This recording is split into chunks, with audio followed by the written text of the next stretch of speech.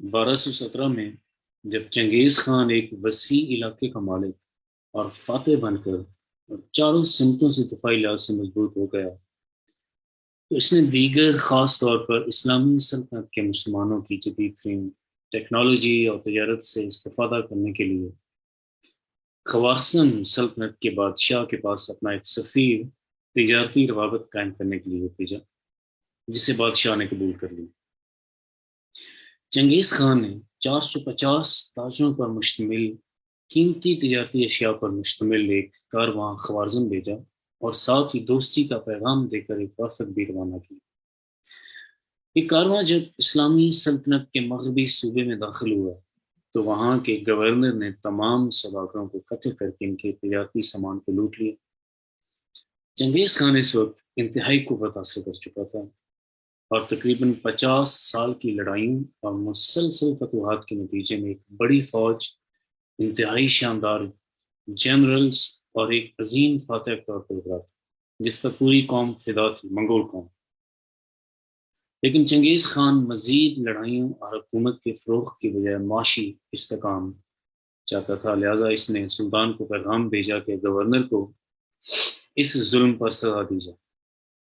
لیکن حیرت انگیز طور پر سلطان نے مجرموں کو سزا دینے کی بجائے وفد کے اراکین کے چہرے مسخ کر دیے اور ان میں سے کچھوں کو قتل کر دیا۔ اس ایک ناانصافی نے دنیا کو ہلا کر رکھ دیا اور دنیا کو برباد کر دیا، دنیا کا نقشہ بدل دیا اور عظیم اسلامی سلطنت اور قدیم تہذیب منگولوں کے گھوڑوں کے ٹاپوں کے نیچے رون ڈالی گئی۔ چنگیز خان قہر بن کر مسلمانوں پر نازل ہوا اور پھر دنیا میں سب کچھ بدل گیا۔ سلطان محمد باغ نکلا اور ایڑیاں رگڑ رگڑ کر ملا، اور اس کو گورنر کو سزا سے روکنے والی ماں، جو کہ ایک خود سر عورت تھی، اور گورنر جس کا بھائی تھا، اسے منگولیا بھیج کر انتہائی ذلت آمیز خدمات پر لگایا گیا اور وہ اسی طرح مرے۔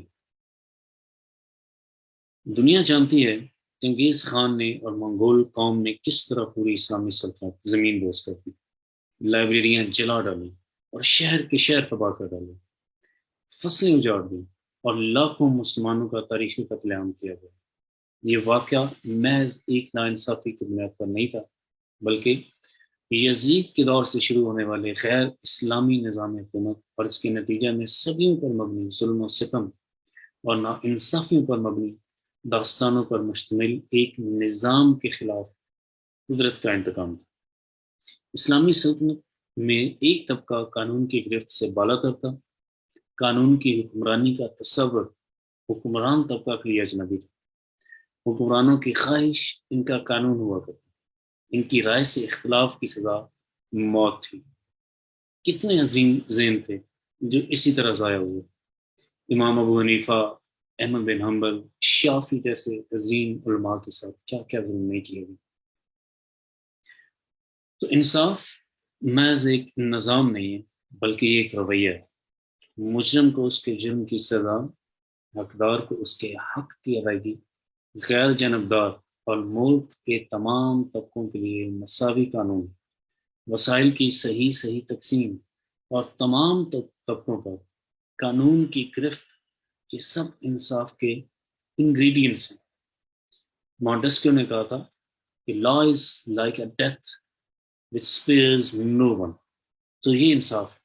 جس گھر، خاندان، قبیلہ، قوم، سلطنت میں انصاف کے لوازمات کو پورا کیا جائے گا، ان قوموں کا وجود قائم رہے گا، اور جہاں انصاف کے اس قدرتی قانون میں بقا کی خلاف ورزی ہوگی، ایسے خاندان، ایسے قوموں کا وجود خطرے میں ہوگا۔ تو ابن اسیر کے مطابق چنگیز خان کے یہ حملے سنگین ترین آفت ہے۔ ابن اسیر نے انہیں عظیم ترین تباہی کہا جو حضرت آدم علیہ السلام سے لے کے اس وقت تک کبھی نازل نہیں ہوئی تھی۔ انہوں نے لکھا کہ کاش میری ماں نے مجھے جنم نہ دیا ہوتا، یا اس عذاب کو دیکھنے سے پہلے ہی میں مر گیا۔ میرا یقین ہے چنگیز خان قدرت کا ایک انتقام تھا، اور اس دور کی تمام غیر منصف قوموں پر عذاب کی صورت نازل ہوئی۔ اس دور میں جب یہ چنگیز خان کے حملے شروع ہوئے تو حالت یہ ہو چکی تھی کہ معمولی سے اختلافات کی بنا پر سر گردن سے علیحدہ کر دیے جاتے۔ مسلمان بادشاہوں نے لاکھوں مسلمان اپنے اقتدار اور اپنی خاندانی حکمرانی کی بقا کی نظر کر دی۔ یہی حال اس وقت چائنا، انڈیا اور یورپ میں تھا۔ عیسائیوں کے مذہبی پیشواؤں کی جنونیت اپنے عروج پر تھی۔ دوسرے کوٹ کی ایک طرف انسانی زندگی جیسے مقدس ترین حق کو اس طرح چھینا جاتا تھا جیسے یہ کوئی ایک معمولی بات ہے۔ دوسری طرف جو انقلاب فرانس آیا ہے اس کی بنیاد بھی ایک ناانصافی اور ایک ناانصافی پر مبنی ایک عدالتی فیصلے میں تھی۔ جب لوگ سڑکوں پر آٹا آٹا کی پکار کر رہے تھے، جب ملکہ فرانس ان کو کیک کھانے کا مشورہ دے رہی تھی، تو اسی وقت فرانس کی سپریم کورٹ نے ایک ایسا فیصلہ سنایا جس نے فرانس کی تقدیر بدل۔ سپریم کورٹ نے ڈکلیئر کیا کہ بادشاہ کو زمین پر خدا کے تمام اختیارات حاصل ہیں اور ان سے یہ اختیارات بادشاہ سے کوئی اتھارٹی، کوئی طاقت واپس نہیں لے سکتی۔ اس فیصلے کے اگلے ہی روز ایک سرکاری افسر نے کھلے عام جبکہ احتجاج جاری تھے سڑکوں پر، تو ایک مالی پر تشدد کیا اور اتنا تشدد کیا کہ وہ مالی وہیں پہ موقع پہ مر گیا۔ مجمع میں سے ایک پتھر آیا، پھر کئی پتھر آئے وہاں پہ۔ اس کے بعد فرانس نے آگ دیکھی، خونی انقلاب ہوئے، لاشیں دیکھی اور ان لاشوں پر ہوتا ہوا رقص دیکھا، اور وہ وقت دیکھا جب عوام نے شرائع جمہوریت کے چوک پر ہر روز سینکڑوں عمرہ، اشرافیہ اور سیاستدانوں کے سر قلم کرتے۔ حضرت عمر رضی اللہ تعالیٰ عنہ خطاب فرماتے تھے کہ جب حکمران عدل کرتے ہیں وہ راتوں کو بے خوف سکتے ہیں، تو ایک قوم ہمیشہ عدل کے لیے بھوکی ہوتی ہے۔ عدل معاشروں کے لیے زندگی کی حیثیت رکھتا ہے۔ انسان چھت کے بغیر زندگی گزار سکتا ہے، عدل کے بغیر نہیں۔ اسے جب انصاف نہیں ملتا تو وہ طوفانی دریا میں بھی چھلانگ لگانے کو تیار ہو جاتا ہے۔ صلاح الدین ایوبی کے دور میں پوپ نے سینکڑوں ریسرچرز اسلامی علاقوں میں بھیجے اور تحقیق کروائی کہ اس اسلامی سلطنت کی کامیابی کا راز کیا ہے۔